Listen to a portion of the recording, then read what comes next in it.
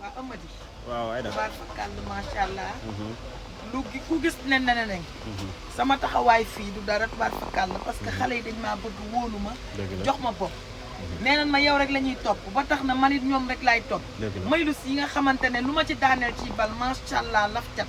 xale yi ñëw jënd si ko jaaykat yi ñëw jënd si waat ko. sama yaay yu baax yi ñëw jënd si waat ko tubaar fakàll ndax man dama naan laa Aïda bu Serigne Babacar ñëpp ko bëgg. dëgg neexul moo tax nag indi waatal naa leen.